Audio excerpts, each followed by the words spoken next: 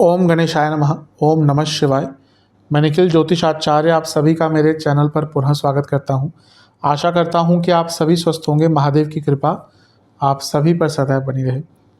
ये वीडियो कर्क यानी कि कैंसर के लिए अत्यंत विशेष है, क्योंकि वीडियो है 9 सितंबर से 15 सितंबर 2024 के साप्ताहिक राशिफल के बारे में। कैसा रहेगा आने वाला सप्ताह कर्क के लिए। जो मेरा साप्ताहिक राशिफल होता है वो प्रमुखतः चंद्रमा की गति पर आधारित होता है। चंद्रमा एक ऐसे ग्रह हैं जो बहुत तेज़ भागते हैं, 2.25 से 2.5 दिन में अपनी राशि बदल लेते हैं। तो स्वाभाविक है कि पूरा हफ्ता जो कि 7 दिन का होता है उसमें चंद्रमा कई भावों में रहेंगे, कई राशियों में जाएंगे, कई ग्रहों के साथ उनके संबंध बनेंगे। चंद्रमा मन के कारक है और उनकी विशेषता यह है कि जिस भी भाव में जाते हैं उसको एक्टिवेट कर देते हैं। इसीलिए चंद्रमा की विशेषता या कहिए साप्ताहिक राशिफल की विशेषता बहुत बढ़ जाती है। आने वाले सप्ताह को कैसे प्लान करें, किन चीज़ों का ध्यान रखें, किन चीज़ों का लाभ उठाएं, ये सब मैं बताने की कोशिश अपने माध्यम से, अपने सक्षमता से, अपनी क्षमता से साप्ताहिक राशिफल में करता हूं। यदि आपकी लग्न राशि या चंद्र राशि कर्क है, दोनों ही गाइडेंस के इस राशिफल को देख सकते हैं। पुनः बताने का प्रयास करूंगा कि अलग अलग राशिफल नहीं बन सकते कि आप बोले कि मेरी लग्न राशि कर्क है तो अलग बनाइए, चंद्र राशि कर्क है तो अलग बनाइए, वो पॉसिबल नहीं होता। कुछ उपाय भी वीडियो के अंत में अवश्य बताऊंगा। मेरे हिसाब से लग्न राशि देखेंगे तो ज़्यादा सूट करेगा। शुरू करते हैं। चंद्रमा आपके पंचम भाव में रहेंगे वृश्चिक में 9 तारीख को, और 11 तारीख रात के 9 बजे तक उनका प्रवास यहीं पर रहेगा। चंद्रमा यहाँ पर 9 तारीख को सुबह 11 बजे आ जाएंगे। चंद्रमा का पंचम भाव में आना वैसे तो अच्छा ही होता है, लग्नेश है, पंचम में आते हैं तो राजयोग बनता है, लक्ष्मी योग बनता है। गुरु की दृष्टि भी है, गुरु क्या है, भाग्येश है, ये भी अच्छा है, भाग्य का साथ मिलेगा। लेकिन नीच के चंद्रमा हो गए, इसका थोड़ा सा प्रभाव ओवर थिंकिंग से होता है। वैसे क्योंकि लग्नेश है चंद्रमा तो उन पर ये पंचम के नीच का प्रभाव थोड़ा कम रहता है, क्योंकि यहाँ पे राजयोग बनता है। लेकिन फिर भी ओवर थिंकिंग, पास्ट थिंकिंग, गलत जगह पे अपनी ऊर्जा को लगाना, ये सारी चीज़ें तंग कर सकती हैं। गुरु लाभ स्थान में बैठकर देख रहे हैं तो अत्यंत लाभ प्राप्त हो सकता है, और गुरु छठे घर के स्वामी हैं। कोई लीगल कार्य अटक रहा था वहाँ पे भी आपको पूर्णता प्राप्त हो सकती है। लग्न के स्वामी है चंद्रमा, पंचम में है, यानी कि आपका माइंड भी बहुत एक्टिवेट रहेगा और क्रिएटिविटी बहुत अच्छे स्तर पर रहेगी। तो हर प्रकार से यहाँ पे अच्छा ही दिख रहा है। लेकिन राहु की दृष्टि है जो भ्रमित करती है, तो किसी की बातों में बताइएगा। और शनि की दृष्टि है जो विषदोष बनाती है, तो उदासीनता थोड़ी सी रहेगी।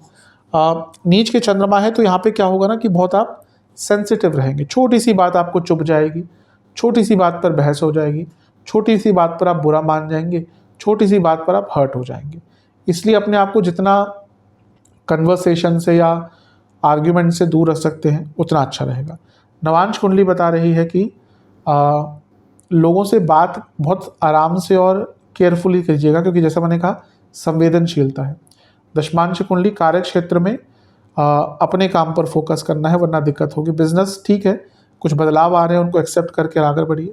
लव लाइफ कोई एक्शन नहीं लेना, ज़्यादा रिएक्टिव नहीं होना, आरोप नहीं लगाने, जैसा चल रहा है वैसा चलने दीजिएगा। वैवाहिक जीवन थोड़ा सा अपने ऊपर भी ध्यान दीजिए। लग रहा है आप अपनी सेल्फ वर्थ भूल गए हैं, इसके कारण दिक्कत हो रही है। स्टूडेंट्स की जहाँ तक बात है, आपने बहुत चीज़ों को कॉम्प्लेक्स कर दिया है, चीज़ों को सिंप्लीफाई करने की प्रयास कीजिए, वो आपके लिए अच्छा रहेगा। सेहत की जहाँ तक बात है, पेट के रोग, इन्फ्लेमेशन, बीपी की प्रॉब्लम, प्राइवेट पार्ट से जुड़ी प्रॉब्लम, सर्वाष्टक 10वां घर बली है। कार्य क्षेत्र में सब अच्छा है, लेकिन फोकस थोड़ा सा हट सकता है, इसलिए जैसे मैंने कहा अपने काम पर केवल ध्यान दीजिएगा। चंद्रमा छठे भाव में आ जाएंगे, यानी कि धनु में 11 सितंबर को, ये होगा रात के 9 बजे, और सप्ताह के अंत तक यहीं पे रहेंगे। और 14 सितंबर सुबह के 4 तक यहीं पे रहेंगे। चंद्रमा का छठे भाव में आना वैसे ठीक ही माना जाता है। छठे घर के चंद्रमा आपके लीगल कार्य पूर्ण करते हैं, आपके अटके हुए कार्य पूर्ण करते हैं, आपके अंदर एक जज्बा आता है आगे बढ़ने का। यहाँ पर मंगल की दृष्टि भी है, और मंगल क्या है, योग कारक ग्रह है। चंद्रमा लग्नेश है, तो विदेश का कोई कार्य अटक रहा था वो पूरा हो सकता है, वीज़ा आदि का कार्य अटक रहा था वो पूरा हो सकता है। आप विदेश जाने का प्रयत्न कर रहे थे, कोई संभावना नहीं बन रही थी, वो प्रॉब्लम दूर हो सकती है। 10वें घर के स्वामी है मंगल, और वहाँ से 12वें घर से देख रहे हैं, विदेश में जॉब ढूंढ रहे थे जॉब चेंज का विचार कर रहे थे, बहुत अच्छा है। योग कारक है मंगल, कुछ पैसों की बात अटक रही थी, लीगल कार्यों की बात अटक रही थी, वो सारे यहाँ पर पूर्ण करेंगे तो अच्छा है। लेकिन चंद्रमा जब छठे भाव में होते हैं तो व्यक्ति फ्रस्ट्रेटेड बहुत रहता है, क्योंकि लग्नेश है तो यहाँ पे मेंटल सेहत पर तो प्रॉब्लम दिख ही रही है, फिजिकल एस्पेक्ट से भी प्रॉब्लम आ सकती है। तो यहाँ पर केयरफुल रहेगा। मंगल की दृष्टि है, ये छोटे मोटे एक्सीडेंट के योग भी बनाते हैं, इंजरी के योग बनाते हैं, गिर के चोट लगना, इक्विपमेंट से चोट लगना, चुभ जाना, कुछ इलेक्ट्रिकल शॉक लगना, ये सारी चीज़ें हो सकती हैं। इवन आपके इक्विपमेंट्स भी कुछ ख़राब हो सकते हैं यहाँ पर, तो थोड़ा सा ध्यान दीजिएगा। एक नेगेटिव चीज़ ये है कि गुरु से 8वें में आ गए तो शकट योग बन गया, कोई चलता हुआ कार्य डिले हो सकता है, कोई इंपॉर्टेंट कार्य यहाँ पे डिले हो सकता है आपका, अन्यथा तो अच्छा है। गुस्से पर नियंत्रण रखिएगा, क्योंकि मंगल का प्रभाव है, मंगल 12वें घर के, बहुत गुस्सा दे सकते हैं, बहुत डिसकंटेंटमेंट देते हैं, इसके कारण प्रॉब्लम्स आ सकती हैं। नवांश कुंडली बता रही है कि कंपैरिजन नहीं कीजिएगा अपने जीवन का, प्रॉब्लम होगी। दशमांश कुंडली, कार्य क्षेत्र में सब अच्छा है, लेकिन एक ही प्रॉब्लम मुझे लग रही है कि आपका जो संबंध है आपके कलीग से वो यहाँ पर बिगड़ सकता है। बिजनेस अच्छा है, खर्चा बढ़ेगा लेकिन पैसा आएगा।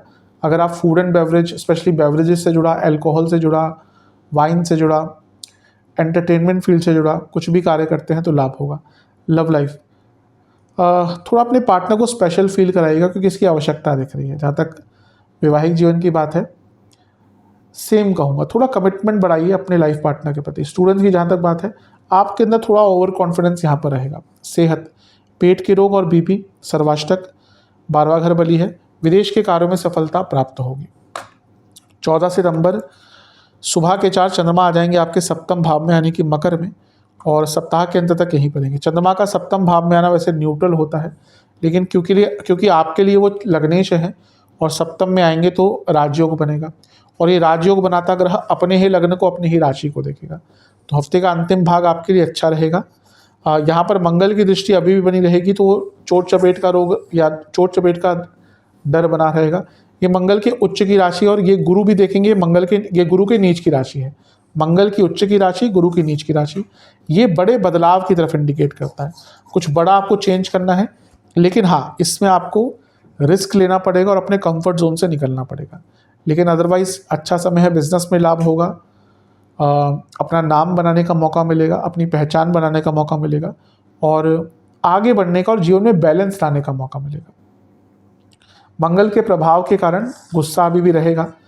गुरु क्योंकि आपके भाग्येश हैं और मंगल आपके कारक, योग कारक हैं, तो भाग्येश और योग कारक का परस्पर दृष्टि, यानी कि कोई महत्वपूर्ण कार्य जो बहुत लंबे अरसे से आपका अटक रहा था, वो यहाँ पर या तो पूर्ण हो जाएगा या उसके आगे बढ़ने की संभावना स्टार्ट हो जाएगी।